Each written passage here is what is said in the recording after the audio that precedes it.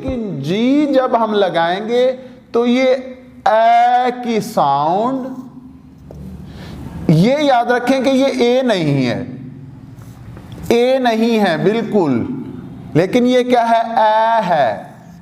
And یہاں پہ اگر یہ جی آ جاتا ہے تو اب یہ جی اگر آتا ہے تو پھر یہ اس کی ساؤنڈ آ کی ساؤنڈ ہو جائے گی. اب یہ اے کی ساؤنڈ بھی نہیں ہوگی. کب؟ جب اگر جی اینڈ پہ آ رہا ہے تو اب یہ اس کی ساؤنڈ آ کی ساؤنڈ ہوگی. میں دوبارہ اس کو دہراؤں گا. اگر اے این ہے تو یہ ہے این، اے کی ساؤنڈ ہے.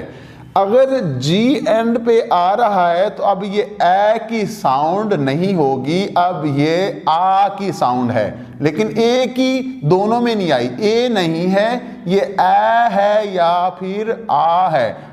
اے کب آتا ہے؟ جب جی اینڈ پہ نہیں آ رہا. جب جی اگر اینڈ پہ آ جائے گا تو یہ اب اے کی بجائے آ کی ساؤنڈ ہو جائے گی. تو اب اس کو میں اینگ بولوں گا یا پھر آنگ بولوں گا؟ جی اینگ کی بجائے میں اب آ کی ساؤنڈ لوں گا تو اب یہ کیا بن جائے گا؟ آنگ. لیکن اس کو میں آنگ نہیں کہوں گا، گاف کے اوپر میں زور نہیں دوں گا، میں اس پہ سٹریس یا ایمفسائز نہیں کر رہا. تو یہ کیا ہے؟ آنگ نہیں ہے تو کیا ہو جائے گا؟ آنگ. اسی طرح یہ ہے جی اینڈ پہ پھر آ رہا ہے تو اب یہ اینگ کی بجائے، انگ کی بجائے گاف کی ساؤنڈ میں نہیں لگا رہا، نہ ہی ہم نے لگانی ہے، تو یہ پھر بن جائے گا. ناک سے ساؤنڈ جس طرح. تو یہ کیا ہے؟ اور یہ ہے اونگ.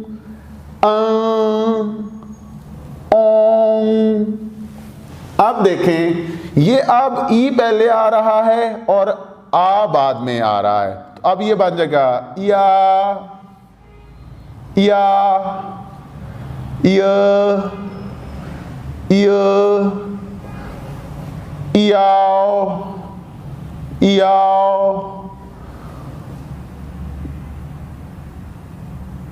اب آئی اور او اور یو ہے تو یہ ب ساؤنڈ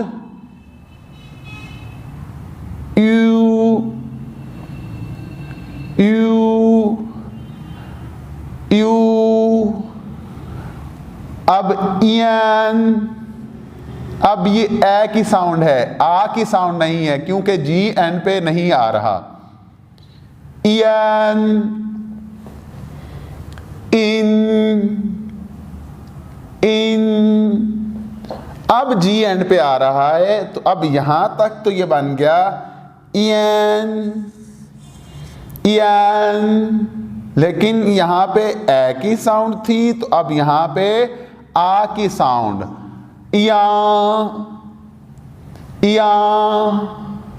لیکن میں گاف پھر بھی نہیں لگا رہا، یانگ، یہ غلط ہوگا، یہ ہے یاں. اب یہاں پہ یہ تو ان ہے اور جی لگے گا اگر اس کے ساتھ تو یہ یہاں پہ جی آ رہا ہے تو یہ ساؤنڈ کون سی بن گئی؟ اور یہاں پہ یوں.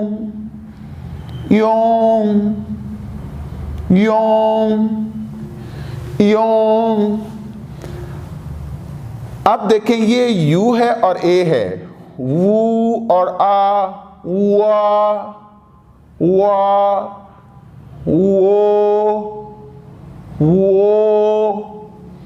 وائی،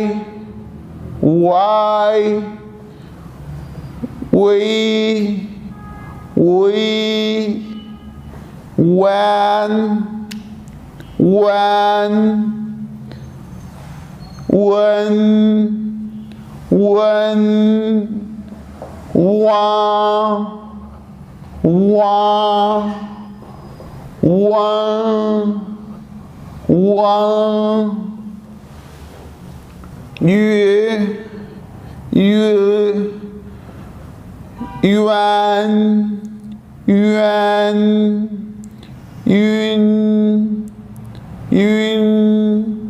تو معزز ناظرین، اس لیسن میں ہم نے پڑھا کہ واولز کی ساری ڈیٹیلز کہ سمپل فائنل سے لے کے ایک حرف والے، جب یہ دو حرف والے کے ساتھ ملتے ہیں اس کا مطلب کمبینیشن سے باقی سارے واولز بن رہے ہیں. تو میں اس کو دوبارہ ریپیٹ یہاں پہ کر رہا ہوں، غور سے سنیے گا اسٹوڈنٹس. آ، او،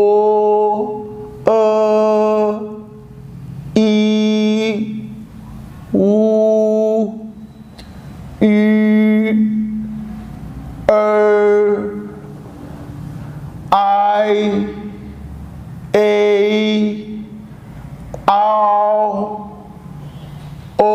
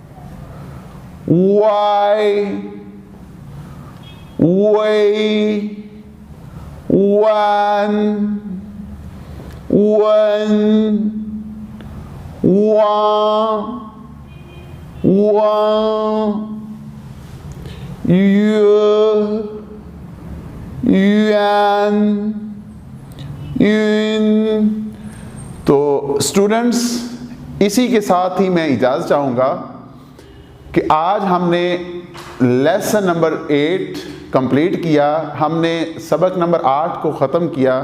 تو آپ اس کی بار بار پریکٹس کریں، اس لیسن کو بار بار دیکھیں اور پریکٹس آپ کو بالکل پرفیکٹ بنائے گی.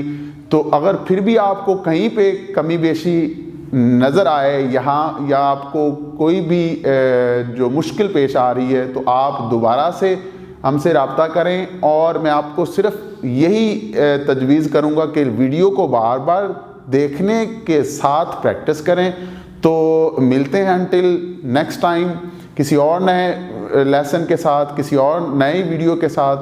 تو اس ٹائم کے لیے چائچیے، اللہ حافظ.